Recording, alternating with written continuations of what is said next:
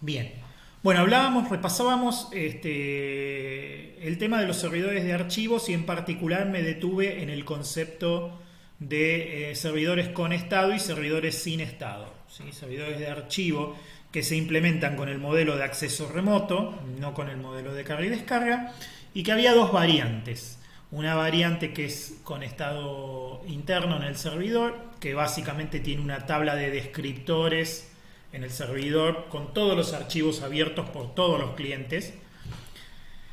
Cada cliente a su vez tiene su tabla de descriptores para los archivos abiertos localmente, ¿sí? Y lo que se hace es un mapeo, o sea, un proceso abre un archivo remoto como si fuera un archivo local, usa el mismo open, ¿tá? Pero eso en realidad se termina conectando con un open en el cliente que se mapea por red a un open en el servidor. Y el servidor lleva un descriptor de fichero abierto en la tabla del servidor para manejar ese archivo. Eso quiere decir que hay registro tanto en el cliente como en el servidor. La ventaja de esto, le decía, es relativamente fácil de implementar, es eficiente porque cada llamada es un mapeo simple a sí misma, entonces es eficiente. Y permite implementar con relativa facilidad todas las llamadas al sistema que asumen que el sistema de archivos está centralizado. Por ejemplo, las llamadas al sistema para pedir logs y ese tipo de cosas, utilizan los procesos para ayudarse a administrar una concurrencia. El sistema operativo provee esas facilidades para administrar una concurrencia. Todas esas cosas son mucho más fáciles de hacer en un sistema con estado en el servidor. Por otro lado, el Unix clásico, cuando implementó el sistema de archivo por red o el sistema de archivo remoto, se eligió en las implementaciones originales otro modelo que no utiliza estado en el servidor. ¿Qué quiere decir eso? Que el servidor no lleva en ningún momento una lista de descriptores de los archivos abiertos por los clientes. ¿Cómo funciona eso? Bueno, primero que nada, funciona sobre un protocolo no confiable, por ejemplo un UDP. ¿Sí? En FS clásicamente funcionaba sobre UDP. UDP es un protocolo que no tiene orientación a la conexión, que no tiene confiabilidad natural, ¿sí? O sea que, digamos, está hecho para trabajar sobre un protocolo de comunicación débil, ¿sí? Y el cliente hace el trabajo más pesado. Cuando un proceso abre un archivo localmente en el cliente, ¿sí? Lo abre usando la misma llamada al sistema que usaría para abrir un archivo que está almacenado en el disco local. O sea, la llamada al sistema es la misma, por ejemplo, un open, ¿sí? Ese open genera un descriptor en el cliente, ¿sí? Pero, ¿qué hace el cliente? El cliente se conecta con el servidor, utiliza los servicios de directorio para ver si el archivo está ahí y si se puede abrir, y si el archivo se puede abrir, entonces ya le da el OK al cliente, pero no lo abre, o lo abre y lo cierra enseguida, ¿sí? No lo deja abierto. O sea que el servidor, si lo sintió como un open y un close enseguida. No, en ningún momento quedó abierto el archivo. O sea que el open es un estado que queda guardado en el cliente, no queda guardado en el servidor. La noción de que el archivo X está abierto queda en el cliente. El servidor no se entera, o se entera en el momento en que se produce el open, pero ya está, se cierra enseguida y se olvida, no tiene memoria. ¿Me siguen, no es cierto? Eso significa que un read, un write, un seek, ¿sí? El seek, por ejemplo, ni activa el servidor. El seek es un movimiento del puntero en el mismo cliente, en el descriptor que está en el cliente, ¿sí? Y el read y el write implica, ¿sí?, hacer un open en el servidor del archivo, hacer un seek hasta el punto donde está el puntero interno del descriptor, hacer el read o el write efectivamente, transmitir la información al cliente y cerrar el archivo. O sea que por cada operación de lectura o escritura, el servidor tiene que abrir el archivo, saltar a la posición, leer o escribir y cerrar el archivo. O sea que todas las operaciones que desde el lado del cliente tienen estado, desde el lado del servidor no tienen estado. ¿Qué ventaja tiene esto? Bueno, tiene una ventaja importantísima en el hecho de que es más fácil garantizar la consistencia de los datos. O sea, el cliente tiene mucho control sobre la consistencia de los datos. El cliente puede ser configurado para decidir qué hacer en el caso de que haya una desconexión con el servidor, en el caso de que el servidor no conteste, ¿sí? Y puede ser configurado, por ejemplo, para quedarse en primitiva no interrumpible, ¿sí? Lo cual significa que el proceso queda congelado, no se puede matar ni con kill, nada, queda congelado hasta que el servidor conteste, ¿sí? Eso se hace cuando la consistencia de los datos es crítica, o sea, se puede llegar a armar algo que maneje la consistencia tan fuerte como si fuera un archivo local. O sea, hagan de cuenta que si se desconecta el servidor es como si se hubiese roto el disco, ¿sí? Entonces vos vas a leer al disco y como el disco no contesta, el proceso queda duro, bloqueadísimo, hasta que el disco conteste, ¿sí? Se llaman primitivas no interrumpibles y son circunstancias muy graves donde se bloquea todo para prevenir una inconsistencia en los datos, ¿ah? Se puede configurar para que haga eso o se puede configurar para que no haga eso y reporte como un error de lectura o como un error de escritura cuando se desconecta del servidor. ¿Se entiende, no es cierto? Sí, sí. Pero en todos los casos, ¿sí? Si el servidor vuelve a conectarse, las cosas se restituyen, ¿sí? O sea, vuelve a la normalidad. Obviamente que si le informaste un error de lectura o de escritura al proceso, el proceso probablemente ya abortó. ¿Está bien? Pero si no, si lo configuraste como bloqueante, como no reporta nada hacia arriba, se queda esperando, podés estar un día con el servidor apagado y todos los procesos se quedan un día apagados y cuando el servidor vuelve, los procesos siguen desde donde se quedaron y de cierta manera se garantiza la consistencia de la información. ¿Se entiende, no es cierto? Siempre llevado al extremo, ¿no? Por eso yo lo explico con los extremos.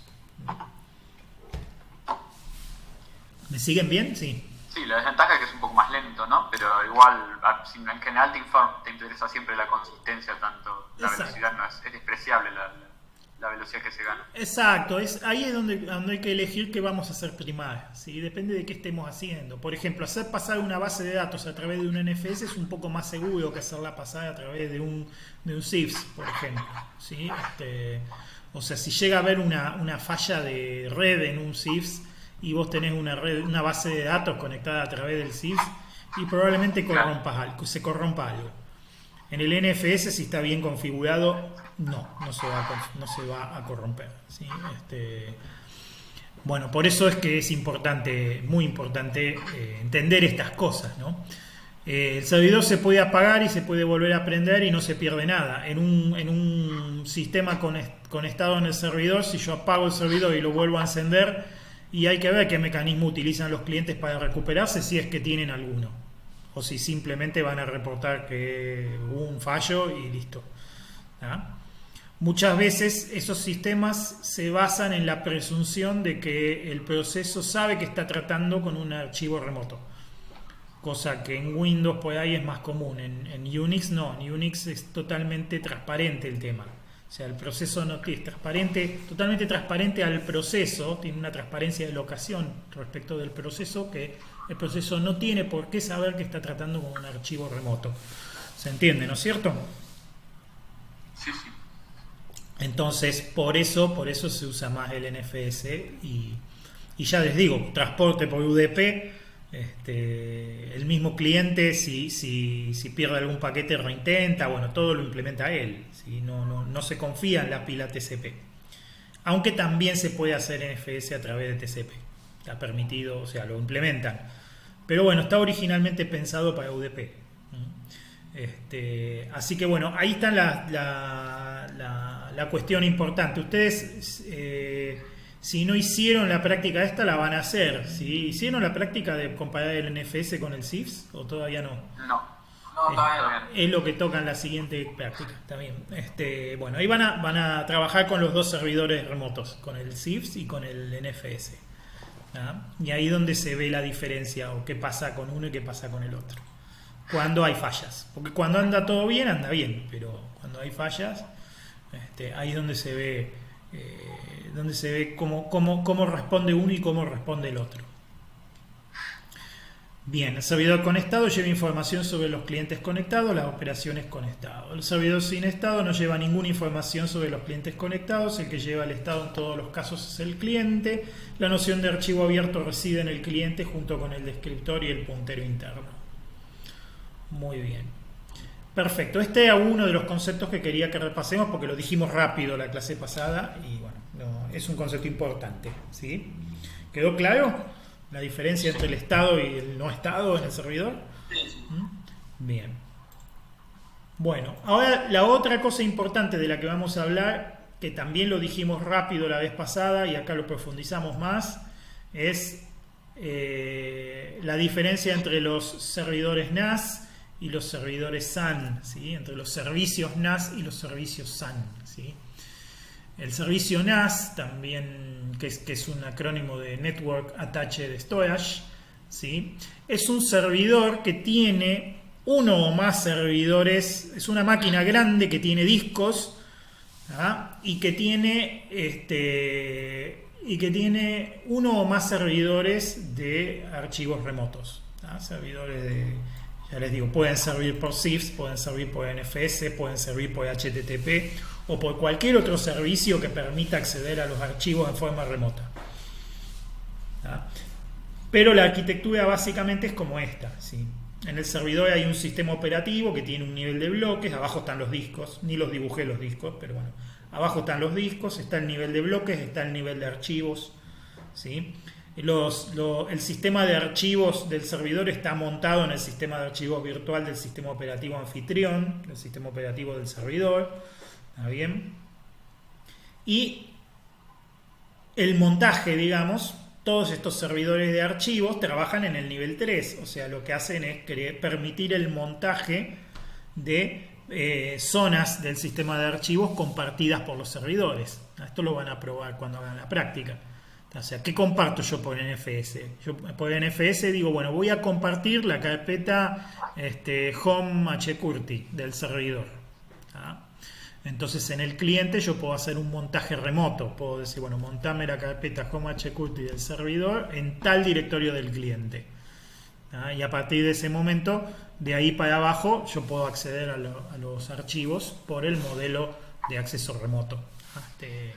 Bueno, eso es lo que hace. ¿Sí? Entonces, lo importante de esto es que, digamos, el tráfico que viaja por la red, en este caso, es un tráfico del nivel de archivos. Con lo cual, si analizáramos qué instrucciones van por ahí, encontraríamos instrucciones del tipo abrí tal archivo, lee tal archivo, cerrá tal archivo, ¿sí? Fíjate si tal archivo existe en tal directorio o listame el directorio tal, ¿sí? O sea, si buscáramos las órdenes que están viajando por esa red, encontraríamos ese nivel de abstracción. ¿Se entiende, no es cierto? Sí, sí. Mientras que el Storage Area Network, el SAN, ojo con esto porque las letritas son las mismas pero están al revés y no es lo mismo, la arquitectura es completamente diferente, ¿sí?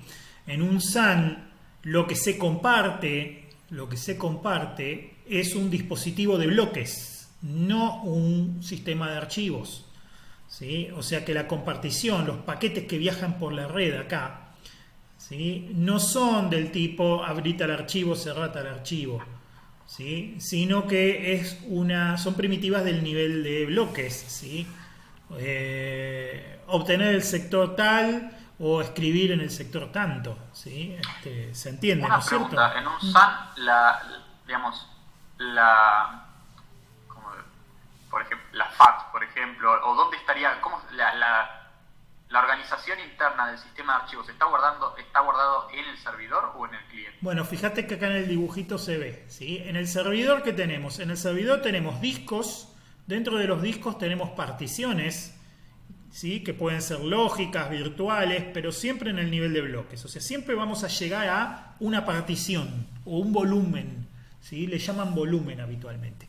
Llegamos a un volumen. Lo que se comparte no es un sistema de archivos ni una porción del sistema de archivos, sino que lo que se comparte es un volumen, ¿sí? Es un dispositivo de bloques. O sea, en el cliente lo que se ve es un /dev /algo, ¿sí? Que es un dispositivo de bloques que después en el cliente se trata como un disco, ¿Está bien? Se lo puede particionar, se le pueden crear particiones, adentro de las particiones se pueden crear sistemas de archivos y después se puede montar.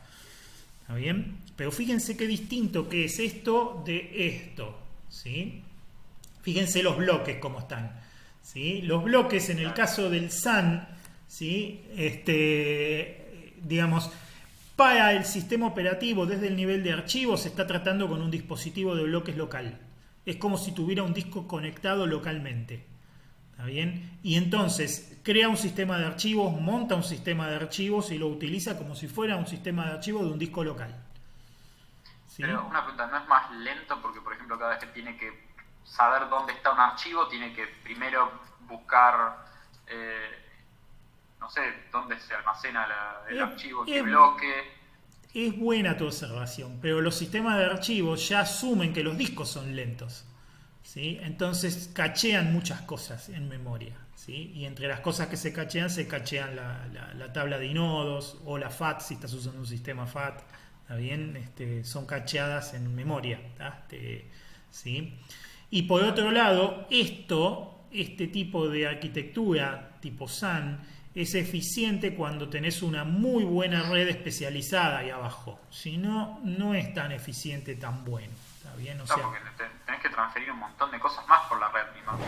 es una red especializada, digamos. Es una red que normalmente tiene una velocidad similar a la que tendría un bus SATA o a la velocidad que tendría un disco normal, ¿sí? O sea, están en el mismo orden de magnitud. ¿Está bien? O sea, no es que vaya a andar más lento. Normalmente es al revés. Como tienen un montón de discos y trabaja a mucha velocidad, la red esa es muy grande. Puede ser una red de gigabit, puede ser una red de 10 gigabit, ¿sí? O puede ser una red SATA, ¿sí? O sea, con el bus SATA se puede armar una estrella, se puede armar una red a nivel de SATA y bueno, y eso es lo que se ve ahí. También un controlador SATA un poquito más potente, ¿sí? Los SATAs que tienen los mothers son punto a punto, ¿sí? Pero un SATA un poquito más potente te puede llegar a armar una red, ¿sí? Una topología de red, ¿tá? Donde tenés varios dispositivos y varias máquinas conectadas y un switch incluso de intercambio SATA, ¿está bien? O sea, a nivel de SATA se puede armar una red que tira más o menos unos 3 gigabits, ¿tá? Y también puede ser utilizado para armar un SAN, ¿sí? Pero bueno, estamos hablando, sí, de un intercambio de información a un nivel muchísimo, muchísimo más bajo. ¿Ah? ¿Se entiende, no es cierto? Sí. ¿Para qué se usan los SAN? Los NAS normalmente, vamos a empezar por los NAS. Los NAS normalmente son de uso más común. ¿Ah? Se usan cuando yo tengo un repositorio de archivos y quiero que todos se conecten a ese repositorio de archivos. Cuando el nivel de acoplamiento con los archivos es muy alto, por ejemplo, si yo quiero levantar una base de datos, ¿sí? Donde el nivel de acoplamiento entre el gestor de base de datos y el sistema de archivos es muy alto, a lo mejor deja de convenir trabajar tanto con NAS y comienza a convenir trabajar con SAN, ¿sí? ¿Está bien? ¿Por qué? Porque si no, uno la base de datos la pone en un disco local, ¿sí? O sea, es preferible poner la base de datos en el disco local y después que los clientes se conecten a nivel de base de datos directamente, ¿sí? O sea, que los clientes sean clientes de base de datos, ¿sí? A nadie se le ocurre de una, ¿sí? Y si no, me lo tienen que explicar muy bien, ¿sí? Conectar un NAS a un servidor para después meter una base de datos en el NAS para después compartir a los clientes, ¿sí? O sea, es una sobrecarga, ¿está bien? En cambio, sí es mucho más lógico pensar eso en un SAN. Y como el SAN nos permite armar una topología de bus o de estrella, ¿sí? En el nivel de bloques, nosotros podemos llegar a acceder al mismo disco, vamos a decir, desde dos máquinas distintas. Que esta es la ventaja importante del SAN y es lo que hace que se utilice. Esto se utiliza fundamentalmente en sistemas de alta disponibilidad, donde yo necesito que dos servidores accedan al mismo disco, ¿sí? Pero cuidado con esto, porque los sistemas de archivos normales no están preparados para acceder, ¿sí? Para que dos entidades distintas accedan al mismo dispositivo de bloques. Si un sistema de archivos común no está preparado para ser montado dos veces al mismo tiempo en dos lugares diferentes. ¿Ah? Tendría que ser una base de datos de solo lectura, por ejemplo, algo así. No, en realidad lo que te tenés que asegurar es que nunca lo montes en más de un lugar al mismo tiempo. Es para proveer alta disponibilidad, pero en modo activo-pasivo. O bien necesitas un sistema de archivo especial que lo soporte. ¿Está bien? Por ejemplo, en Linux, en el nivel de archivos, hay toda una arquitectura que está en el nivel de archivos virtual, ¿sí? O sea, más arriba, que a vos te permite montar un pedazo de un árbol en dos lugares distintos del directorio, del árbol de directorios, ¿sí? O sea, vos podés tomar un pedazo de un árbol y montarlo en dos lugares. Pero el controlador del sistema de archivos nunca se enteró de eso, ¿sí? O sea, todo se resuelve a nivel del sistema de archivos virtual y el controlador del nivel de archivos no se entera de eso. Si vos físicamente montaras, o sea, dispararas dos instancias del controlador del nivel de archivos accediendo al mismo dispositivo de bloque, lo más probable es que destruyas el sistema de archivos. ¿Por qué? Porque, como te decía, hacen mucho caché en memoria, entonces la información queda como inconsistente, ¿sí? Si yo monto por un lado y por otro lado monto de vuelta, el segundo va a pensar que el disco se apagó mal y lo va a querer arreglar, por ejemplo, cosas así, o va a reproducir la bitácora, el journal del sistema de archivos, va a ser un desastre, ¿ya? Dicho en palabras sencillas, un zafarrancho infernal, rompe todo, ¿sí? Se entiende, ¿no es cierto? ¿Ah? Entonces, cuando se comparte en el nivel de bloques, lo que se comparten son discos. Y si lo que tenemos arriba no es un sistema de archivos especial preparado para trabajar con múltiples montajes, no se puede hacer múltiple montaje, ¿sí? Entonces, la única manera que hay de trabajarlo es en modo activo-pasivo. Es asegurarnos que siempre esté montado en un solo lugar. Es accesible desde todos lados, pero es activo-pasivo. El servidor de base de datos nunca va a estar corriendo en dos lugares a la vez. O corre en un lugar o corre en otro. Lo que tenemos de bueno acá es que lo podemos acceder desde cualquiera de las dos máquinas. Prácticamente en forma instantánea podemos conmutar de un lado al otro, pero nunca tener los dos prendidos a la vez porque lo rompemos. ¿Se entiende, no es cierto? ¿Mm? Bien, muy bien. Sí. Bueno, esto es una típica arquitectura de Sun, ¿sí? Es la arquitectura más conocida, más robusta y más cara de Sun, ¿sí? De los tres tipos de SAN que hay, los más caros de todos son los que son a través de fibra óptica. Son de canal de fibra o fiber channel, ¿sí? FC es fiber channel, ¿sí? O canal de fibra. Esta arquitectura es muy cara y tiene redundancia por todos lados, ¿sí? Fíjense, esos son caminos de fibra óptica, ¿sí? El servidor tiene dos placas de red, vamos a decir. Y cada placa de red tiene dos bocas, ¿sí? En total son 4 bocas en el servidor SAN, es fibra, ¿ah?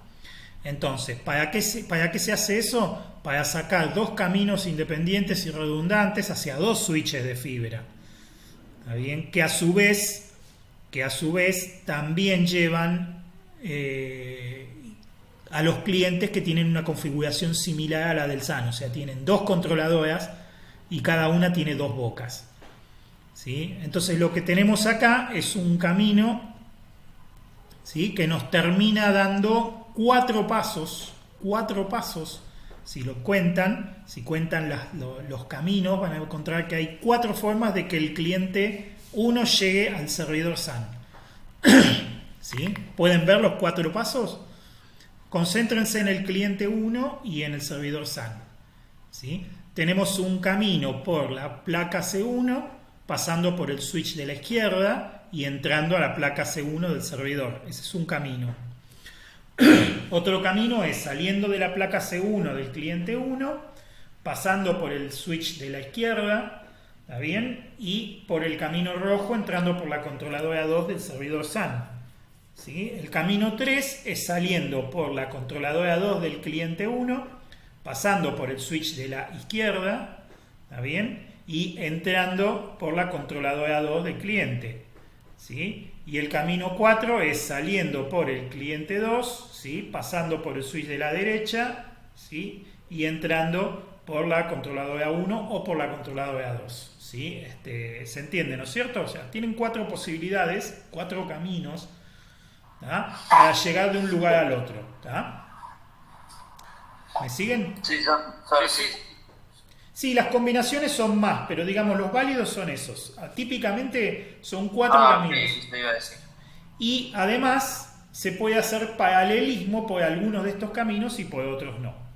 ¿Sí? Por ejemplo, fíjense, el camino cliente C1, switch de fibra C1 en el SAN se puede hacer en paralelo con el camino C2, switch de fibra de la derecha, entrada C2 del servidor SAN. Esos dos caminos son paralelos, con lo cual permiten aumentar la velocidad de lectura del cliente. ¿Ah? ¿Se entiende, no es cierto? Entonces, lo que habitualmente se hace es generar, digamos, desde el punto de vista del cliente se ven, ¿sí?, 4 dispositivos, de los cuales 2 están activos y 2 están inactivos. ¿Sí? ¿Por qué? Porque el servidor SAN, para evitar, digamos, se pone en modo activo-pasivo y corta uno de los dos caminos y deja solamente el otro. ¿Ah? ¿Está bien? Por ejemplo, deja activo el C1 con el switch de la izquierda y el C2 con el switch de la derecha. Los dos cruzados los deja apagados para el caso de una falla. ¿Tá? Quedan en modo pasivo. ¿Se entiende, no es cierto? Y los clientes hacen algo parecido. ¿Sí? Dejan abierto un camino y dejan el otro como en modo pasivo. En modo pasivo. ¿Se entiende, no es cierto? Sí. Entonces, en el cliente uno puede, por ejemplo, trabajar abajo con el modo activo-pasivo y arriba con un multipath. O sea, puede aprovechar el paralelismo de los dos caminos que están abiertos. ¿Se entiende, no es cierto? Y eso es lo que hacen habitualmente. Un SAN completo hace eso. Entonces tienen alta disponibilidad y también tienen, digamos, la posibilidad de aprovechar el paralelismo. ¿Tá? Si uno de los dos switches se rompe, se siguen conectando por el otro. ¿Está bien? Aunque pierden el paralelismo, siguen pudiéndose conectar. ¿Tá? Todavía tienen dos caminos redundantes para llegar. ¿Sí? ¿Se entiende, no es cierto? Sí, sí. Bien, perfecto. Perfecto. Yo sé que son 4 caminos y la razón por la cual son 4 caminos es porque se centra en el switch. ¿Sí? O sea, yo tengo 4 caminos, tengo 2 caminos para llegar al switch. ¿Sí? Tengo 2 caminos para llegar al switch y después desde el switch tengo 2 caminos para llegar al servidor. Pero en total tengo 4 caminos. ¿Sí? No tengo 8 caminos, tengo 4. ¿Sí? Está bien, por un switch. ¿Sí? Y por el otro switch tengo algo parecido. Pero no se puede, digamos, no se hace un fantasma. El mismo switch no va a mostrar 2 caminos hacia el SAN, muestra un solo camino al cliente hacia el SAN. ¿Sí? Por eso es que no son tantas combinaciones. ¿Ah? ¿Se entiende, no es cierto?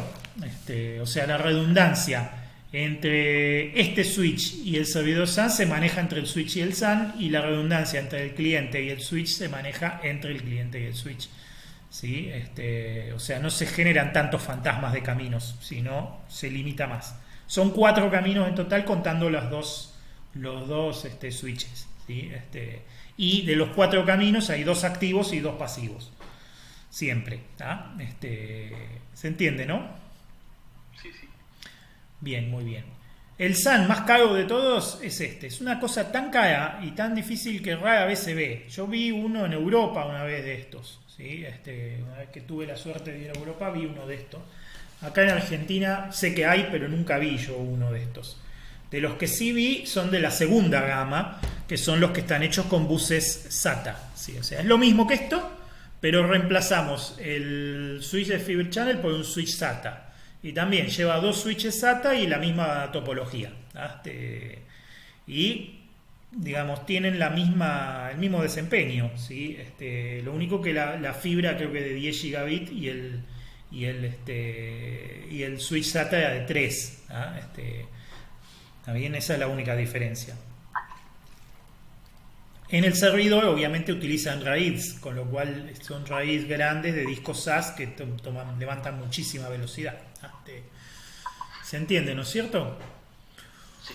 Una tercera gama de SAN utilizan Ethernet.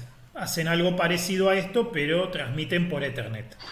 O sea que son switches Ethernet comunes y cables Ethernet. Y hacen la misma arquitectura. ¿Sí? Usan bondings en ese caso para llegar. Bondings de Ethernet. Y la misma arquitectura, pero en Ethernet. Cualquier arquitectura de SAN que elijan es muy cara, porque bueno, como es una cosa orientada a la alta disponibilidad y tiene todo redundante, es algo caro, ¿sí? Todas son caras. ¿Ah? Una alternativa económica, que sí he armado muchísimas de estas, es utilizar un artilugio de software, ¿sí? En este caso el de RBD, que ya lo van a probar en la práctica también, ¿sí? Nos permite armar un SAN para pobres, ¿sí? Un SAN para el que no tiene plata para comprarse, es otro tan lindo. Y esto se arma, es un pseudo dispositivo que se instala en el nivel de bloques del sistema operativo y que emula un RAID 1 entre dos servidores, ¿sí? Entre dos discos que están en dos servidores distintos, ¿sí? Emula un RAID 1. ¿Qué quiere decir eso? Que a través de una red dedicada permite que los dos dispositivos se mantengan sincronizados todo el tiempo. O sea, si yo escribo algo en un dispositivo, se escribe en un dispositivo y a través de la red viaja a la otra máquina y también es escrito en la otra máquina. ¿Se entiende, no es cierto?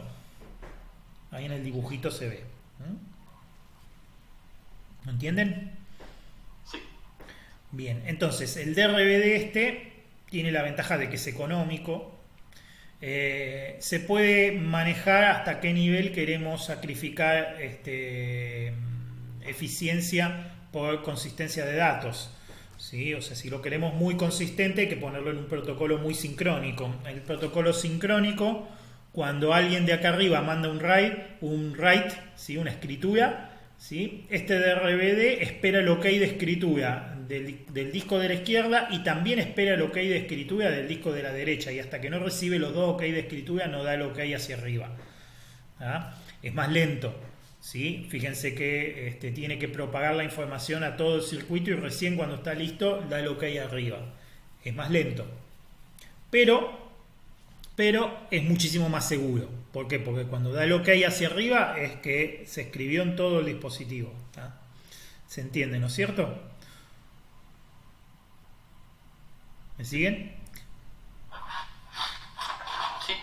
Un protocolo, después si vamos bajando el nivel de compromiso con la consistencia, podríamos decir, bueno, que el DRBD dé el OK cuando recibe el OK del dispositivo físico que tiene de su lado y cuando recibe el OK de que los paquetes llegaron por la red al otro lado. ¿Sí? No esperan el OK del dispositivo físico del otro lado, sino el OK de la red nomás. ¿Ah? Eso es un poquito más rápido, pero no garantiza que cuando le mandamos el OK para arriba, no está garantizado que está escrito en los dos discos. ¿Está bien? Solo se garantiza que los datos llegaron al otro lado, nada más. ¿Ah? ¿Se entiende, no es cierto? Claro.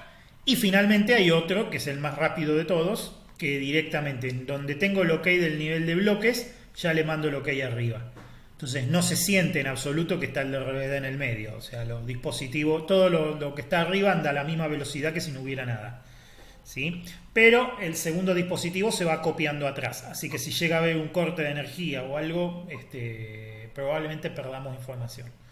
¿Ah? Si no se llegó a escribir si por algún motivo se rompe el dispositivo físico donde estamos, el otro dispositivo probablemente tenga información que no está sincronizada bien.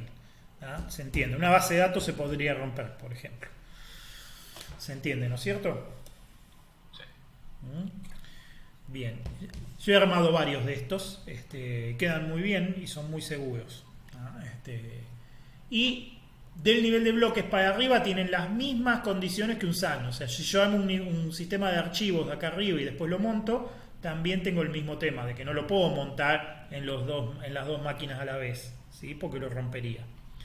Si bien el dispositivo de RBD tiene una protección, digamos, por software que, por ejemplo, podría prohibir que haya más de dos primarios, o sea, que más de un DRBD esté en condiciones de ser montado, ¿está bien? O de ser accedido.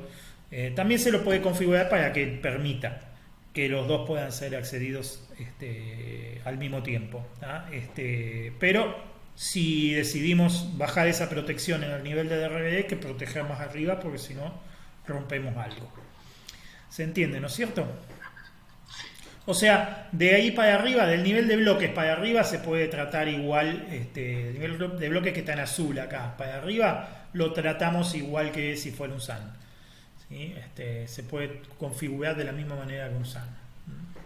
Esto está muy bueno, ustedes van a hacer una experiencia con esto en la práctica.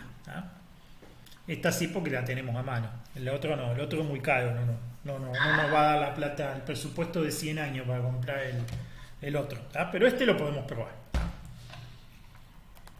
Bien, muy bien. Bueno, pasamos al tema de la sincronización, ¿sí? En la sincronización, en los sistemas distribuidos es muy importante, ¿sí? Y la sincronización distribuida es todo un desafío para los algoritmos, por eso hablamos de esto.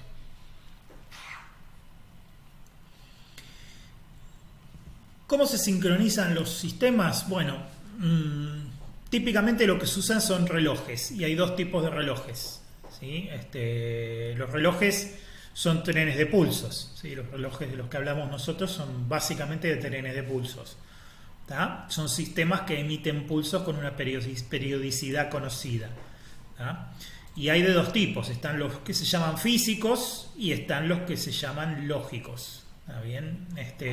Un reloj físico es un aparato que efectivamente tira pulsos y que cuenta esos pulsos y que tiene una manera absoluta de contar esos pulsos, ¿sí? O sea, que utilizamos una referencia absoluta para medirlo.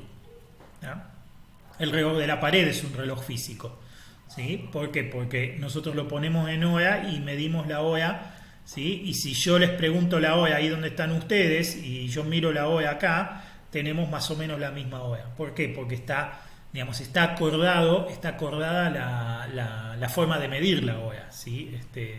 O sea, tenemos una forma común de medir la hora y por lo tanto nos da una referencia absoluta. El reloj lógico es más parecido al reloj que utiliza la CPU, ¿sí? El reloj que utiliza la CPU es un tren de pulsos, ¿sí? Y lo que da es una medida relativa. O sea, lo que nosotros podemos saber del reloj lógico es qué pasó antes que qué en el lugar donde está ese reloj lógico, nada más. ¿Se entiende, no es cierto? Claro, sí, sí. O sea, mi reloj iba por el pulso 58 cuando ocurrió algo, ¿sí? Cuando ocurre otra cosa iba por el pulso 60. Yo estoy seguro que lo que ocurrió en el pulso 58 ocurrió antes que lo que ocurrió en el pulso 60. ¿Por qué? Porque estoy usando el mismo reloj lógico localmente. ¿Se entiende, no es cierto? Claro. Bien. Perfecto. Si las dos máquinas tienen cada una su propio reloj, el reloj cuenta en forma relativa, ¿sí? O sea, normalmente empieza en 0 cuando la ponen en marcha y de ahí está contando, ¿sí? El reloj relativo, ¿sí? Es el reloj que tiene en el kernel normalmente. Bueno, Windows creo que no lo implementa. Windows usa directamente la hora del BIOS, ¿sí? O sea, los relojes que tienen son relativos y después tiene el reloj del BIOS, que es un reloj físico, ¿sí? ¿Está bien? Y le pregunta al reloj del BIOS. No tiene su propio contador de tiempo absoluto.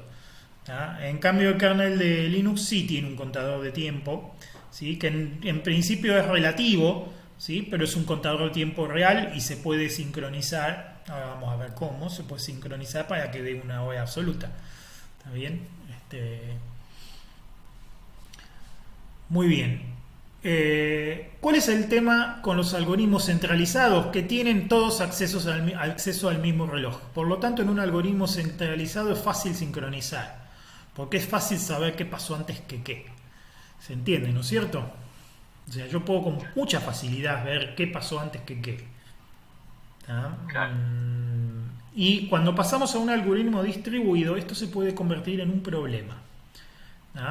Tanto la máquina 1 como la máquina 2 pueden determinar unívocamente si un evento ocurrió antes que otro, independientemente de si ocurrió en la máquina 1 o en la máquina 2. Para lograr esto es lo que tendríamos que lograr, ¿sí? En un algoritmo distribuido tendríamos que lograr como mínimo que en cualquiera de las dos máquinas, si tenemos dos eventos, podamos determinar cuál pasó antes que cuál, independientemente de dónde pasaron. ¿Se entiende, no es cierto? El tema es con qué precisión. Sí, con qué precisión. Y no, tenemos que estar seguros de cuál pasó antes que cuál. Eso es lo importante. ¿Sí? Ni siquiera todavía no hablamos de precisión. ¿Sí? Solo quiero saber si algo pasó antes que qué. Porque localmente podemos medir con la precisión que quieras, pero en el algoritmo distribuido nos vamos a contentar. Fíjense que bajamos los requerimientos, porque en un algoritmo distribuido tiene que funcionar, ¿sí? No asumiendo automáticamente que tenemos relojes físicos sincronizados. O sea, para que el algoritmo sea considerado distribuido, no debería tener ese requerimiento. Si lo tiene, puede cuestionarse como algoritmo distribuido. O sea, yo me tendría que contentar.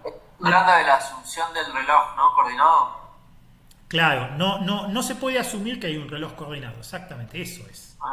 Exactamente. No podemos asumir eso a la más del algoritmo, aunque estaría buenísimo tenerlo y probablemente lo tengamos. No podemos asumir al diseñar el algoritmo que tenemos eso. ¿Qué es lo que podemos asumir? Sí podemos asumir que tenemos un mecanismo que nos permite saber qué pasó antes que qué. Eso sí. ¿Está bien? O sea, yo estoy seguro de que si acá saltó una alarma, ¿sí? Y en la máquina de al lado saltó otra alarma, yo puedo determinar cuál saltó antes. Eso sí lo tengo. Pero no puedo acotar la precisión. O sea, no puedo saber cuánto antes. Solo puedo saber que saltó antes. ¿Se entiende, no es cierto? En principio no podemos acotar la precisión. Después vamos a ver que sí, pero en principio no. Entonces, ¿por qué se puede eso? Por el algoritmo de Lamport, que ahí está escrito, ¿sí? ¿Está bien? El algoritmo de Lamport es lo que nos permite darle este beneficio a los algoritmos distribuidos de llegar hasta ahí. De decir, bueno, yo puedo estar seguro de que algo pasó antes que otra cosa, ¿sí? Es muy sencillo el algoritmo, está muy bueno, está bueno que lo piensen después, ¿sí? Se basa en una función, que es la función de reloj, ¿sí? Que si vos le pasas un evento como parámetro, te dice un número que siempre va a ser más pequeño cuando el evento ocurrió antes. O sea, si el evento ocurrió antes, entonces el número es más chico. Si el evento ocurrió después, entonces el número es más grande. Es una función de reloj. ¿Se entiende, no es cierto? Claro. ¿Está bien? Y los tres axiomas, ¿sí? Dicen que, por ejemplo, el primer axioma dice: el evento A ocurrió antes que el evento B. Perdón,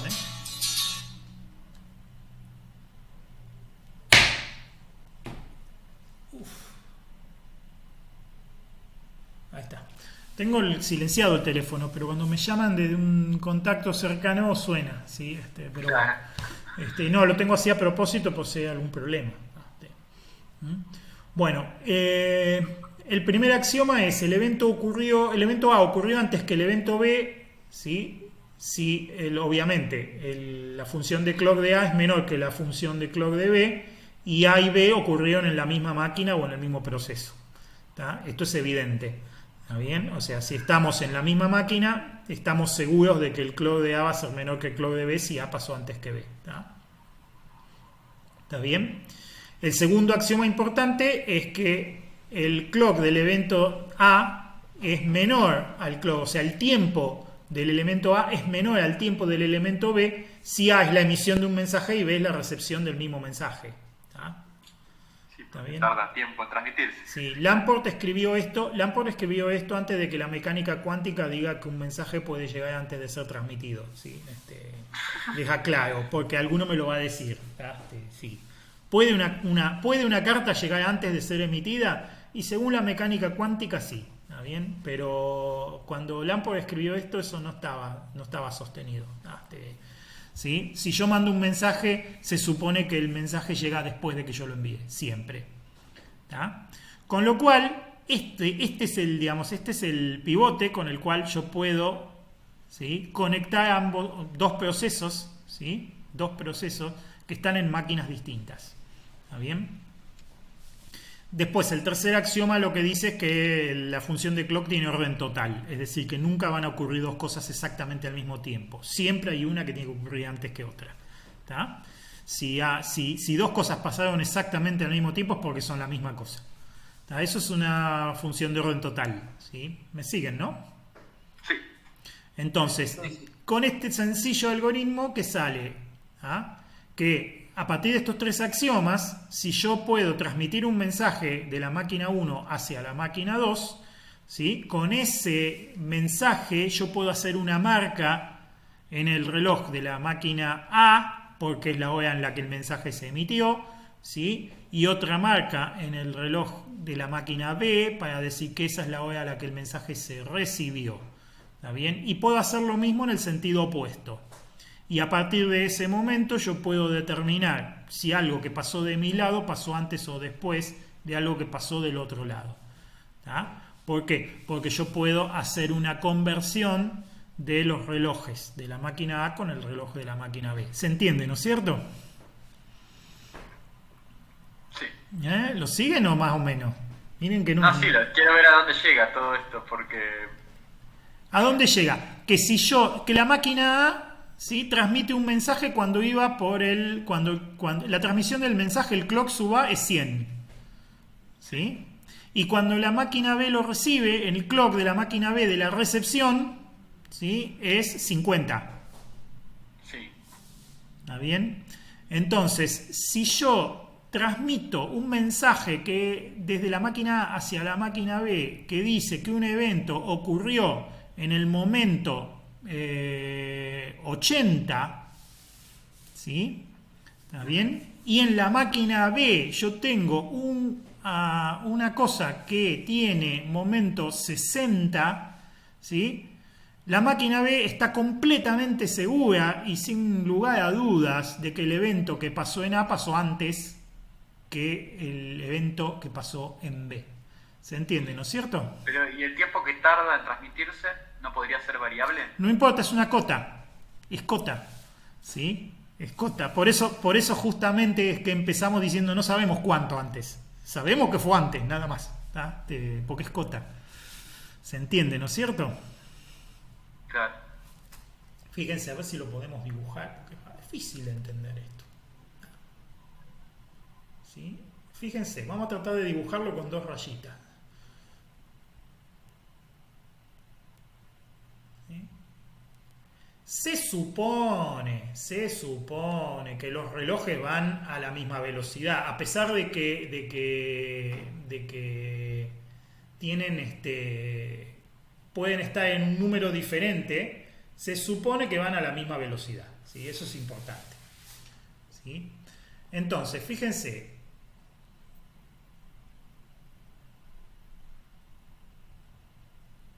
Yo tiro un mensaje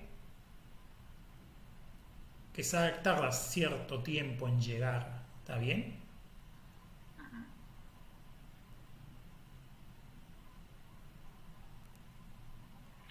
¿Sí? Y vamos a decir que esto ocurrió en el momento 100 acá. O sea, el reloj acá iba por 100. ¿Sí? Y cuando llegó acá, el reloj de este lado iba por 60. ¿Está bien? ¿Sí? ¿Qué hace entonces esta máquina? Esta máquina hace un mapeo. Local 60, remoto 100. ¿Se entiende, no es cierto? Entonces, si en algún momento en el futuro, ¿sí?, esta máquina transmite una bitácora, por ejemplo, de cosas que pasaron, ¿sí?, esta máquina va a transmitir, pero le erro con los botones acá. En algún momento esta máquina decide transmitir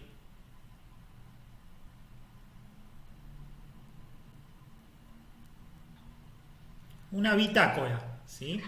Y en esta bitácora habla de un evento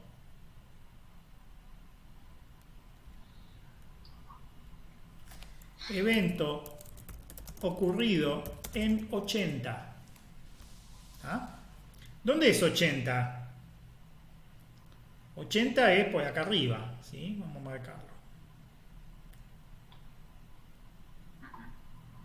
80 es por acá, más o menos. Póngale. Ni siquiera tracé la línea acá. ¿Sí? Imagínense que es por acá, 80.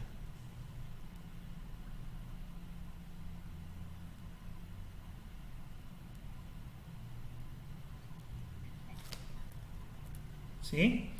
Sí. Y le vamos a poner un nombre al evento. ¿Sí? Ponle un nombre. Vamos a llamarle evento X. ¿Sí? También tenemos de este lado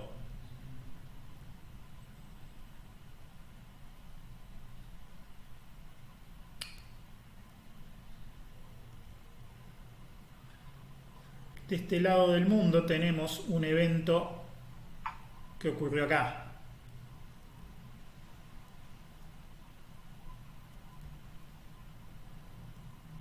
¿Sí?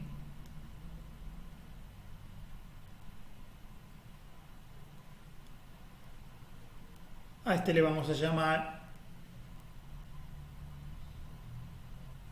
por ser originales, evento Y. ¿Ah?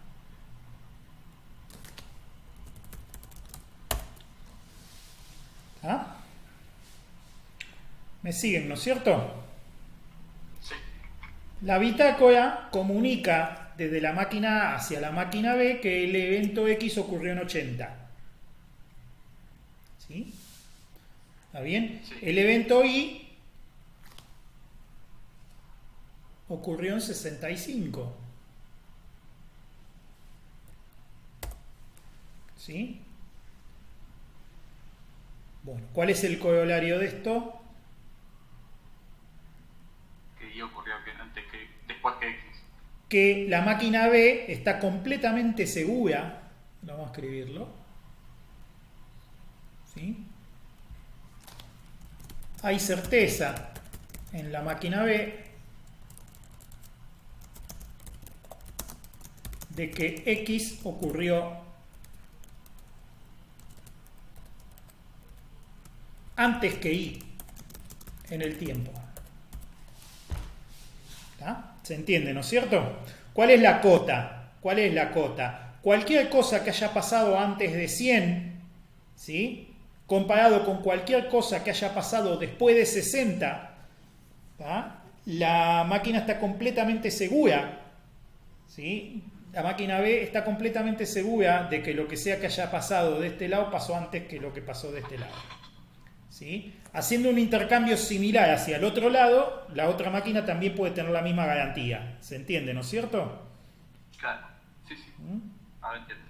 Si una cosa pasó en el momento 102, ¿sí? Ya no hay ninguna garantía en la máquina B. ¿Ah? ¿Se entiende, no es cierto? Por eso es que... No sabemos cuánto tiempo tarda en enviarse el mensaje. Por eso seguramente este mensaje se va a tener que volver a repetir en algún momento del tiempo. Eso depende del requerimiento del algoritmo. ¿Sí?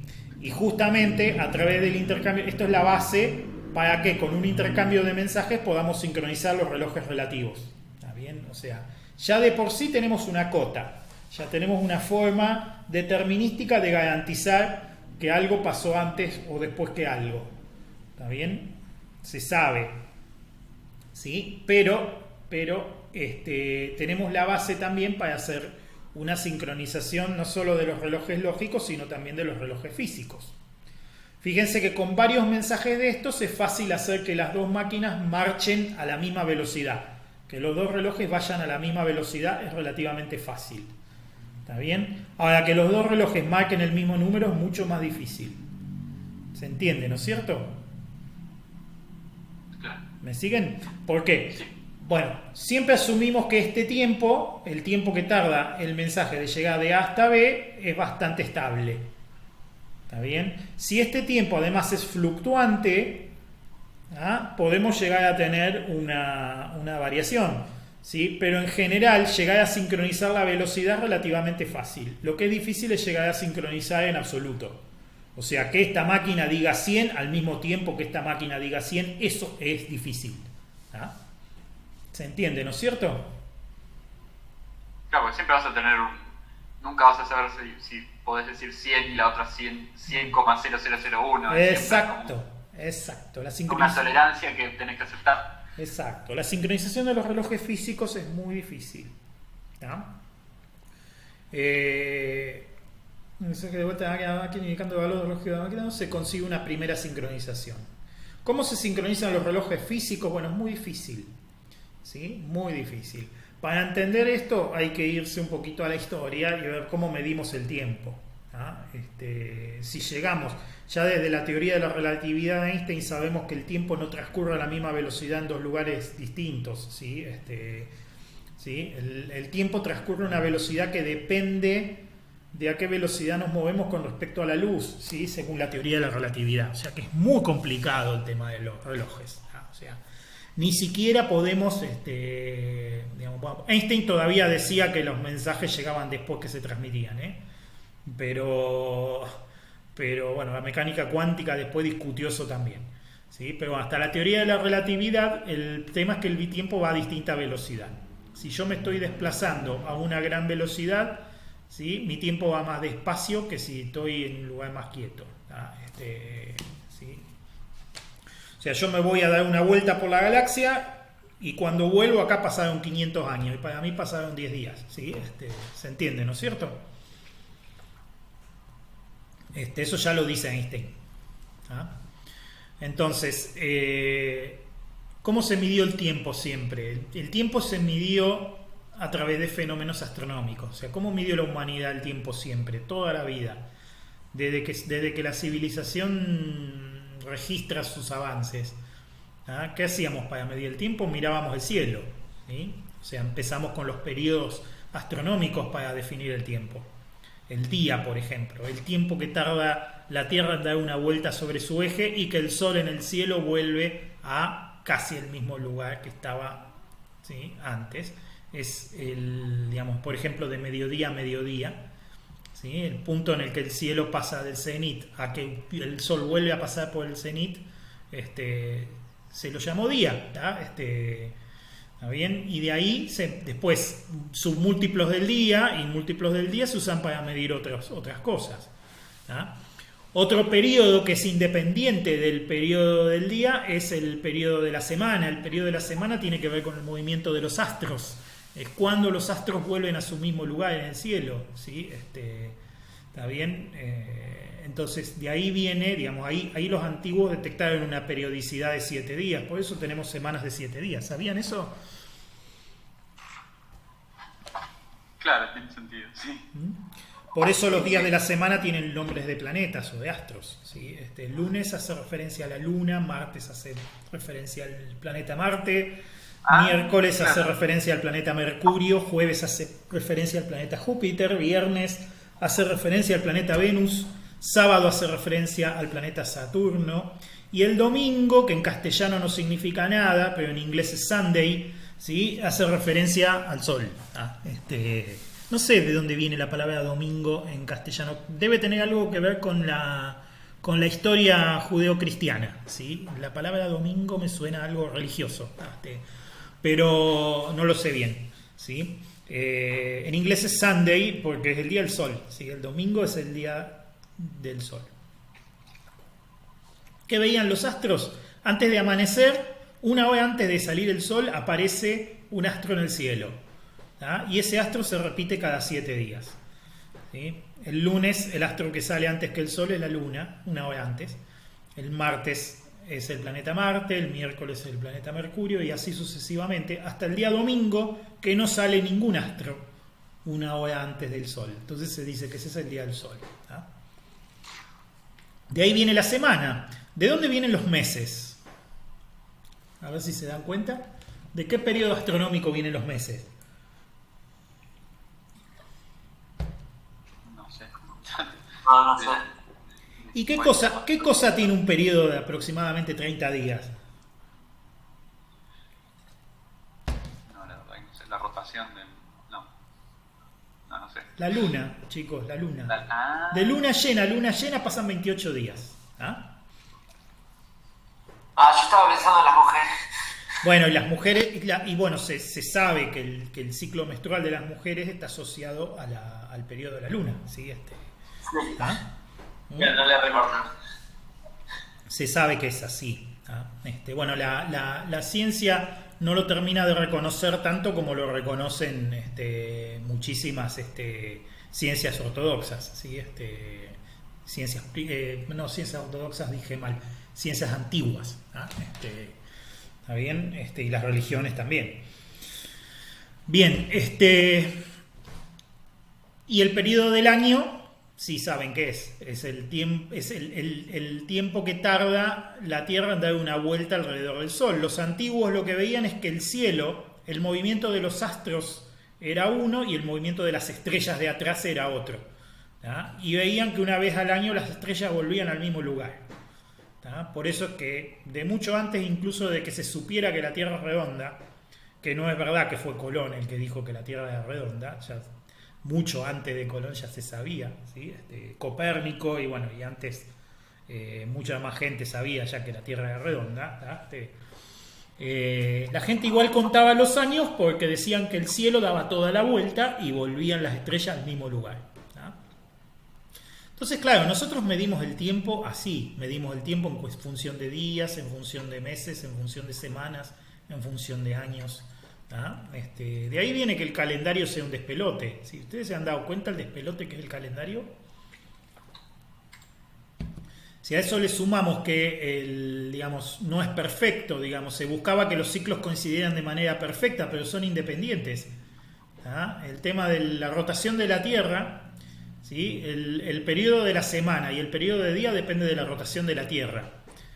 ¿Sí? El periodo de los meses depende de la rotación de la Luna. Y el periodo de los años depende de la rotación de la Tierra alrededor del Sol. Y son todas cosas que están desconectadas entre sí. ¿Tá? Entonces no tienen por qué dar números redondos, como a nosotros nos gustaría. ¿Tá? O sea que el año no tiene una cantidad exacta de días, ¿sí? No necesariamente, porque no están relacionados, son periodos distintos. ¿Tá? ¿Se entiende, no es cierto? Y ahí vinieron los despelotes que hubo en la historia con el calendario, ¿sí? El calendario juliano, ¿sí? Es un calendario que tomaba años de 365 días, ¿sí? Pero una vez cada 4 años tenía que agregar un día más porque el año tiene 365 días y un cuarto. ¿Tá? Entonces por eso cada 4 años hay que meter un día más para compensar ese efecto, ¿sí? Entonces cada 4 años un bisiesto, un año que tiene un día más, ¿sí? ¿Se entiende, no es cierto? Un lío. Sí, pero el tema es que las cuentas no estaban del todo exactas. Y entonces, con el correr de los siglos, se empezó a desfasar. ¿Sí? Allá en el norte empezaron a ver que tenían la primavera, se les había corrido. Ya no tenían más la primavera como la tienen ellos en abril, y se les estaba moviendo. ¿Tá? Entonces, obviamente los observadores, los que observaban el cielo también se daban cuenta de eso, de que se les estaba corriendo el año, ¿sí? Por un defecto que había en el cálculo. No son exactamente 365,25, es un poquito menos. ¿Tá? Entonces, con el avance de los siglos, los astrónomos se dieron cuenta, decían, no, para que se está corriendo. Así en el año 1500 y pico el Papa Gregorio dijo un día, bueno, de facto, porque así lo quiso Dios, le vamos a eliminar 10 días al mes de septiembre. Hay un año, ¿sí? En el año 1500 que le faltan 10 días, ¿sí? Que es como si dijéramos, pasamos del 2 de octubre al 12 de octubre de golpe. ¿Sí? Creo que fue el mes de septiembre, del 2 de septiembre al 12 de septiembre de golpe, eliminaron 10 días de facto. O sea, un despelote, se imaginan, ¿no? De todos los tipos y en todas las áreas. Desde gente que decía que querían que le paguen por el mes entero, empleados que decían, no, yo trabajé un mes, y empleadores que decían, no, vos trabajaste 20 días, hasta gente que quería cobrar intereses en el banco por 30 días, cuando en realidad fueron 20, bueno, un lío bárbaro. Si se pelearon todo. La mayor parte del mundo no aceptó eso hasta 200 años después. ¿Ah? Por eso es que oficialmente ese salto de 10 días figura en el año 1720 y pico. ¿Ah? Hay un mes de septiembre de un año 1720 y algo, que ahí donde desaparecen los 10 días. ¿Ah? Y eso es lo que se llamó la reforma gregoriana y es lo que instaló el calendario gregoriano que usamos hoy. ¿Ah? El calendario que usamos hoy, ustedes saben que no es cada 4 años un bisiesto, ¿no? Es más complicado. Es más complicado. Cada 4 años hay un bisiesto, excepto cada 100 años que no, excepto cada 400 años que sí. ¿Ah? El año 2000 no fue bisiesto por ser múltiplo de 4, fue bisiesto por ser múltiplo de 400. ¿Ah? Y el año 1900 no es bisiesto y el año 2100 tampoco es bisiesto. ¿Ah? Es complicadísimo el calendario, ¿no? Es realmente muy complejo y creo que tiene reglas más complejas todavía que yo no conozco. ¿Sí? Pero no es una pavada, no, para nada, ¿sí? Pero para complicar más las cosas, estábamos contentos con nuestros periodos astronómicos. A mediados del siglo pasado se descubrió que determinados isótopos emitían una pulsación. Isótopos son átomos que tienen la misma cantidad de protones, ¿sí? Se descubrió que emitían una pulsación que era terriblemente constante en el tiempo, que era muy estable, ¿sí? En particular, un isótopo de cesio a una temperatura determinada, en determinada condición, era una medición extremadamente precisa del tiempo. O sea, los científicos descubrieron eso, que contando los pulsos que emitía el átomo de cesio, se podía medir el tiempo con una precisión increíble, pero como para errarle un segundo en 5 millones de años, una cosa así. ¿Se entiende, no es cierto? ¿Me siguen? Sí, sí. Pero entonces se armó el despelote. ¿Por qué? Porque ahora hay otra forma de medir el tiempo que no es más con fenómenos astronómicos, sino que es con un fenómeno atómico. Apareció el tiempo atómico, ¿sí? Y el tiempo atómico, digamos, se cambió la definición. Cuando el día estaba definido, el segundo estaba definido en el tiempo astronómico como la 86.400ª parte del día, y el día estaba definido como la vuelta de la Tierra alrededor de sí misma, el tiempo atómico pasó a medirse. Un segundo son tantos millones, miles de millones de pulsos del átomo de cesio a tantos grados. Creo que lo tenía anotado acá, para decirles exacto cuánto es. A ver, denme un segundito. Acá está. El tiempo atómico internacional definió, ¿sí? Un segundo como 9.162.631.770 transiciones de un átomo de cesio 133. ¿Sí? Y acá tengo anotado también que el año donde se hizo la reforma gregoriana es en el año 1752. 1752. Si bien se instaló en 1582, fue aceptada en 1752, 200 años después. 11 días se eliminaron del calendario, así de facto. Lo tengo anotado porque, bueno, esas cosas, esos números me los olvido yo. Tampoco les voy a pedir a ustedes que se los acuerden, pero es interesante que están en la historia. Bueno, ¿qué se hizo? Se tomó el segundo astronómico y se contó cuántas variaciones de cesio había y dijeron, bueno, acá está la definición del segundo. Entonces se instaló el tiempo atómico. ¿Qué pasó? Pasaron 10 años, midieron otra vez y se encontraron con una sorpresa. El tiempo, digamos, el segundo astronómico ya no daba el mismo número, ya daba otro número diferente. Probaron una cosa que ya se sabía en teoría, y es que la Tierra se está frenando, está girando cada vez más despacio sobre su eje. Y eso explica que en un periodo largo de tiempo el día se empieza a alargar. ¿Se entiende, no es cierto? Si no tuviéramos relojes atómicos no nos habríamos dado cuenta nunca de eso. ¿Se dan cuenta? Mira, claro. Es como... Yo lo que me intriga es cómo descubrieron todo que se podía medir de forma atómica el tiempo? O sea, ¿cómo Sí. lograron atar los cabos y decir, esto podría servir para medir el tiempo? Y observaron la propiedad de que era extremadamente estable, ¿sí? Yo creo que observaron eso y dijeron, esto podría usarse. Y después cuando midieron qué tan estable era, ¿sí? Cuántas oscilaciones había, lo midieron en un lugar, lo midieron en otro, a todos les daba lo mismo, dijeron, loco, esto está bueno para medir el tiempo. Porque fue así. Y después se encontraron con ese problema. Entonces ahora venía el problema. ¿Qué hacemos con el tiempo? ¿Cómo lo medimos? ¿Por vía astronómica o por vía atómica? Por vía atómica es mucho más exacto, pero nos vamos a desfasar. En un momento, a las 12 de la noche, va a estar el sol en el cielo. O sea, nos va a pasar lo mismo que a Gregorio. ¿Se entiende, no es cierto?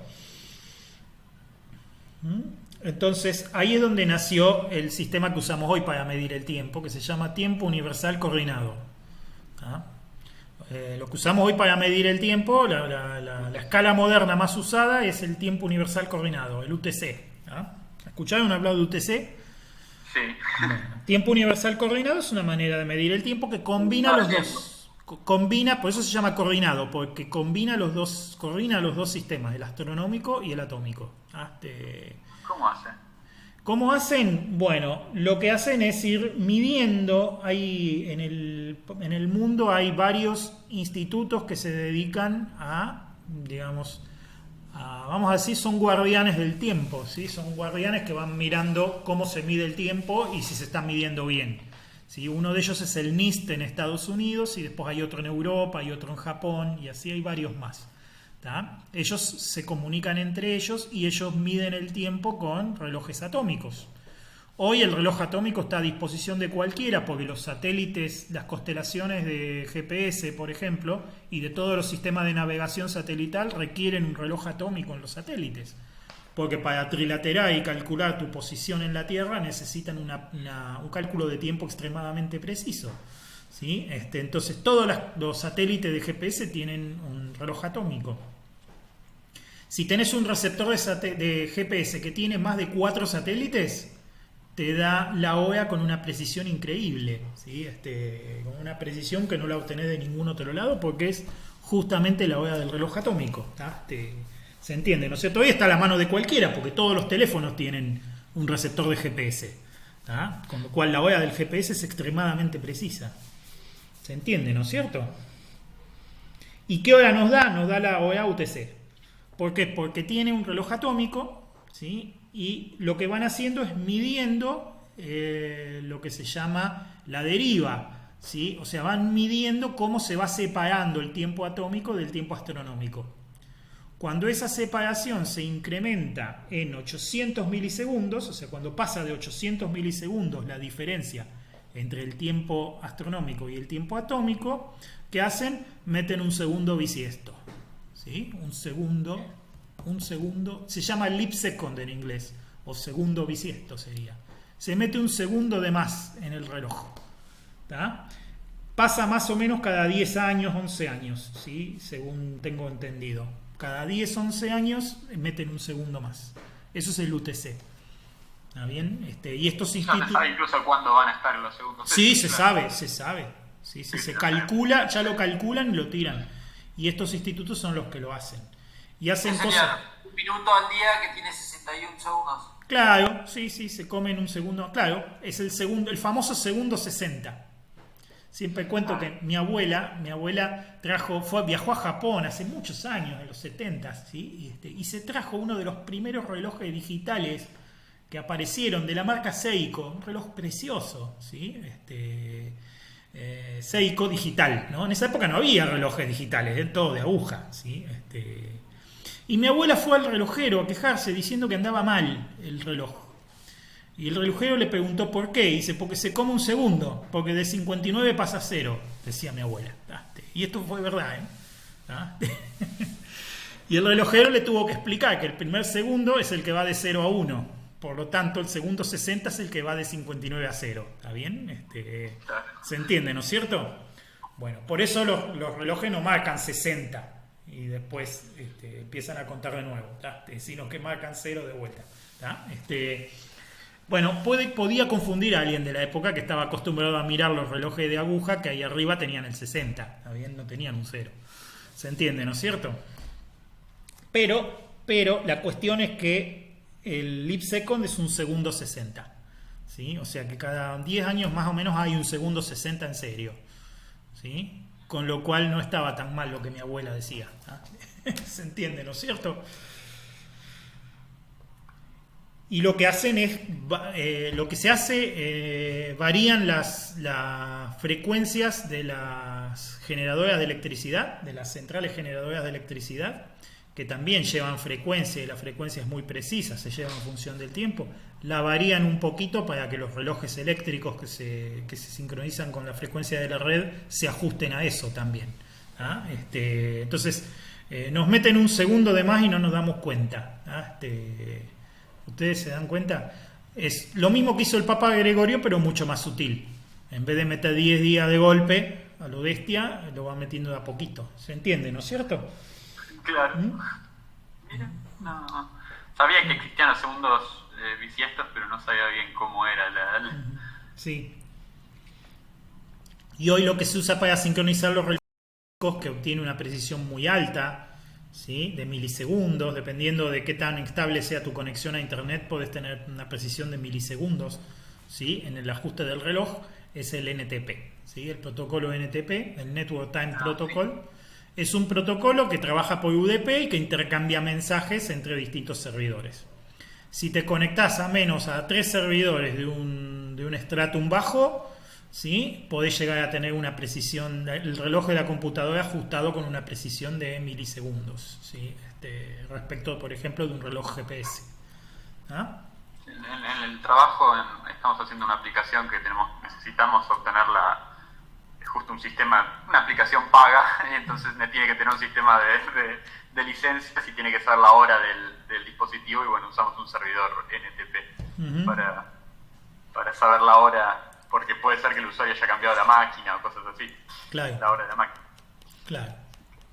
Sí, lógico, te cambian la hora del BIOS, ¿sí? Pero vos podés consultar. Ahora, el servidor NTP, fíjense qué interesante, en Linux, ¿sí? El reloj lógico es controlado, o sea, hay un software, ¿sí? Que va contando interrupciones, va tirando interrupciones cada tanto tiempo en función del reloj, del reloj del CPU, digamos, y con la precisión de un oscilador de cuarzo, que no es tan buena como la de un reloj atómico, pero que es bastante buena, ¿sí? Cuenta tiempo, ¿sí? Y, digamos, por software uno puede cambiar el divisor, ¿sí? O sea, uno puede cambiar la cantidad de pulsos que se cuentan antes de caer cada interrupción, ¿ah? Esto en el kernel de Linux es así. Entonces, con una llamada al sistema se puede cambiar la velocidad del reloj lógico, se lo puede acelerar o se lo puede desacelerar. Entonces, el servidor NTP, el completo, lo que hace es, en función de la hora que calcula conectándose a otros servidores y sincronizando su hora, acelera o desacelera un poquito el reloj del kernel para llevarlo a la hora correcta, ¿tá? Y eventualmente después lo va regulando. Si ve que el reloj se adelanta, le agrega números al divisor para que atrase, y si ve que atrasa, le quita números al divisor para que adelante. Eso es el NTP de verdad. ¿Ah? El NTP que ustedes pueden instalar en Unix, ¿sí? En Windows no pasa más de me conecto cada tanto tiempo, me fijo qué hora es y ajusto el reloj, ¿tá? En Windows funciona así. En el NTP en Unix es bastante más complejo, ¿ah? ¿Sí? Y también si se descompone es complicado, ¿sí? Siempre cuento la anécdota de que nosotros habíamos puesto en hora todos los relojes de complejo, ¿sí? De un complejo, de un campus de allá de Olavarría, ¿sí? Y lo habíamos ajustado contra el Windows con el NetTime, ¿sí? Lo habíamos ajustado todo a la hora del servidor, y el servidor tenía un servidor NTP. Está bien, como para que la hora fuera exacta, que los relojes dieran exactos. Pero 2 meses después armamos los firewall y nos olvidamos del NTP y nos olvidamos de la regla que dejaba pasar los paquetes de NTP.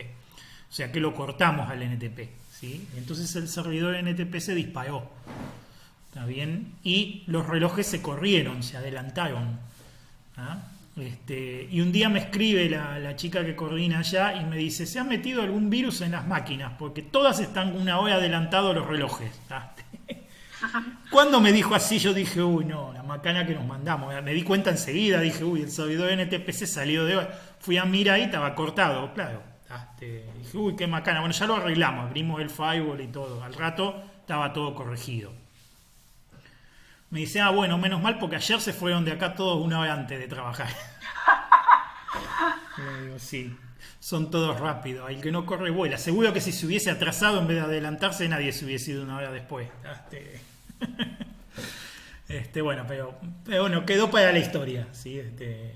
El servidor de NTP mantiene o sea, va regulando, es un regulador. No es que se fija cuál es la hora y pone el reloj en hora. No hace eso. ¿Está bien? Claro, es mucho mejor porque justamente hace que siempre que se cumpla bueno, lo que acabamos de ver, lo de la función de... Exacto. No me acuerdo cómo se llamaba. Exacto. Y sí, la función del algoritmo de Lamport. Sí. Claro, claro, porque si vos corrigieras el tiempo sobreescribiéndolo, se podría hacer que vuelvas para atrás en el tiempo y eso... Exactamente. Y eso puede romper más de una cosa, sí, porque claro, todo el mundo se basa. Si tenés un sistema con mucha precisión y volviste mucho para atrás en el tiempo, ya rompiste algo. Entonces... Por eso es que el NTP nunca hace eso. El NTP lo que hace es desacelerar el reloj. Si está adelantado, lo desacelera para que cuente más despacio hasta que se pone en hora. ¿Sí? Y lo hace suavemente además. Entonces el tiempo nunca, o sea, es imperceptible, ¿sí? La corrección que hace cuando funciona bien. Si te vas a conectar y el NTP se da cuenta que tu reloj está más de 20 minutos salido de sincronía con el servidor, sí, claro, no te avisa, te dice no, o lo podés configurar para decir, bueno, hacelo saltar o no. Quédate, avisa y no hagas nada hasta que no lo corrijamos nosotros, ¿sí? Y en los Unix después eso lo que hace es ajustar el reloj del kernel. Después hay que, mediante un comando, hay que decirle al reloj de la máquina, al BIOS, que se ajuste al reloj del kernel. ¿Sí? Que eso también, las distribuciones de Linux normalmente tienen un comandito que cuando apagan la máquina hace eso. ¿Sí? Manda la hora del reloj del kernel al reloj del BIOS y se los mantiene en hora. Después son las bases de datos de zonas horarias, ¿sí? O sea, el UTC es UTC y está acoplado a lo que era el GMT, el Greenwich de antes, ¿sí? UTC 0 es lo mismo que GMT 0, es la hora en el meridiano de Greenwich y después todos estamos corridos un cierto set de ese meridiano de Greenwich. Por ejemplo, acá en Argentina estamos en menos 0300, quiere decir que vamos 3 horas atrás de Greenwich. Cuando en Greenwich son las 10, acá son las 7. ¿Sí? Bueno, y así sucesivamente. Cuando se hacen los cambios de hora, yo me acuerdo que nos pasaba, cuando se hacen los cambios de hora, no hay que cambiar de hora el reloj de la máquina, lo que hay que hacer es cambiar la zona horaria. O actualizar la base de datos de zonas horarias si es que no tiene ya cargado el cambio de hora. ¿Se entiende, no es cierto? Mucha gente, ¿se acuerdan cuando había cambio de hora? Que cambiaba en el verano y eso. Mucha gente corría el reloj de la máquina, pero correr el reloj de la máquina no es ningún negocio, ¿sí? Si tienen un servidor NTP, se los vuelve para atrás al rato. En realidad no está bien correr el reloj de la máquina, lo que hay que hacer es ajustar la zona horaria, es decir, no, ahora no estoy más en menos 3, ahora estoy en menos 4, ¿sí? Cambiás la zona horaria y se ajusta solo. Y las bases de datos, que también vienen del NIST, ¿sí? Y que son llevadas por distintos desarrolladores, tienen cargados los cambios de hora, con lo cual si está cambiado el cambio de hora ustedes no tienen que hacer absolutamente nada, la máquina cambia sola de hora cuando llega el momento. ¿Se entiende, no es cierto? Y eso era lo que había que hacer. Me acuerdo que nos pasó acá en Argentina en uno de los últimos cambios de hora que hubo un caso donde la escribí yo directamente, agarré la base de datos y agregué la entradita para el cambio de hora porque tardó como una semana en llegar, ¿sí? O sea, tardaron como una semana en bajar de desarrollo las bases de datos con los cambios de hora, entonces escribimos una nosotros y la publicamos por lo menos donde estábamos nosotros trabajando para que las máquinas tuvieran la hora bien, porque si no íbamos a estar una semana con los relojes mal. ¿Sí? Pero bueno, por eso sincronizar los relojes físicos es todo un mundo, ¿sí? Y hoy no conviene, sigue sin convenir y seguimos diciendo que un algoritmo no es distribuido si cuenta con una sincronización de relojes físicos para funcionar. ¿ah? El algoritmo, para que sea distribuido, no deberían contar con eso, ¿sí? Bien, muy bien. Así que hoy estuvo de anécdota la clase, ¿ah? Pero bueno, en la otra creo que también lo conté el año pasado. No sé si lo conté igual, pero bueno, lo conté también, ¿eh? Bueno, y esto es lo más importante, ¿ah? Lo que tienen que acordarse de esto, más allá de lo anecdótico, es que sincronizar los relojes físicos es muy difícil y que un algoritmo distribuido no debería contar con eso. No debería contar con la existencia de relojes físicos sincronizados, ¿ah? Bien, muy bien. ¿Tienen alguna duda, alguna pregunta? No, entiendo, Bueno. perfecto. Bueno, ya los entretuve bastante, ¿eh? Así que si quieren dejamos acá. ¿Quieren que les grabe y les publique esta clase grabada o no? Sí, por favor. Bueno, se las publico. Sí, vos llegaste tarde. Bueno, pero no habíamos hecho nada cuando llegaste, todavía. No Pero habíamos... igual ayuda a complementar la otra. Bueno, perfecto. Sí, se las publico. Ahora en un ratito se las publico. El documento, sí, por favor.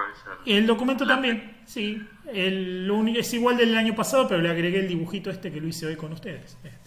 Sí. Así que bueno, sí. Pero está útil también el dibujito. Perfecto. Se los publico también. Yo soy más de Me estar contabas con los hoy. sobre todo porque sí, después siempre antes de los finales, todo, incluso aunque sean PowerPoints y eso, a veces me los imprimo todo porque me es más fácil leerlo en papel y estudiar lo que diga, hacer anotación.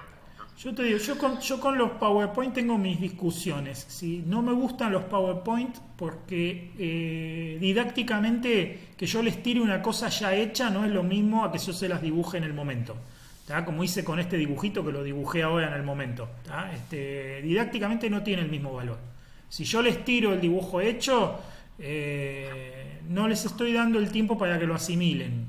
Probablemente hable y no les deje asimilar el dibujito. En cambio, mientras yo lo dibujo y ustedes lo ven mientras yo lo armo, ustedes pueden seguir mi modelo mental. Y entonces didácticamente es más valioso, ¿ah?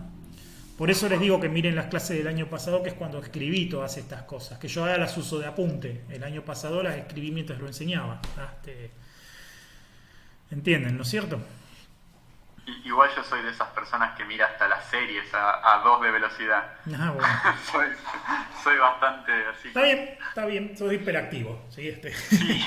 Bien. Pero después para las cosas impresas todo, después prefiero imprimirlo todo. Por eso es que digo que soy más de lo que está escrito. Está bien. Eso también tiene que ver con los canales que usamos para aprender. Hay gente que usa más el canal visual, otros usan más el canal auditivo, otros son más kinestésicos, ¿sí? O sea, aprenden más de las sensaciones, ¿sí? Bueno, por eso hay distintas maneras de aprender, ¿no? Todo eso se estudia. Bueno, chicos, no los entretengo más, ¿eh? Es todo por hoy. Muchas gracias por escuchar la clase. Espero que se hayan entretenido, porque la idea es que sea entretenida. Son entretenidas tus clases, Hugo, de eso no te tenés que preocupar. Bueno, Sí, y aprendes un montón. me alegro, esa es la idea, ¿sí? He ido descubriendo con los años y a medida que me hago viejo más lo noto, que tirar conocimiento que ustedes después pueden buscar en cualquier otro lado no es la clave de la clase, ¿sí? La clave de la clase es que les queden cosas que se vayan a acordar, ¿sí? Además de que las disfruten, ¿no? Porque no tiene por qué ser un infierno la clase, ¿sí? Un aburrimiento. Además de que la disfruten, de que les quede lo importante y lo otro que sepan dónde ir a buscarlo y listo. Así que bueno, eso es todo por hoy, chicos. Muy bien. El jueves que viene tienen práctica y después vamos a hacer creo que es la última clase ya, la de clusters, ¿sí? Dale. Se las dejé habilitadas, así que si tienen tiempo y ganas, mírenlas, ¿sí? Así después la próxima hacemos el resumen y ya. Creo que la última práctica la última clase se las dice práctica incluso, así que va a estar bueno que la miren, ¿sí? Bueno, chicos, nos vemos dentro de 15 días conmigo y la semana que viene con Martín, si Dios quiere. Dale, suerte con el encierro y todo eso. Bueno, gracias, chicos.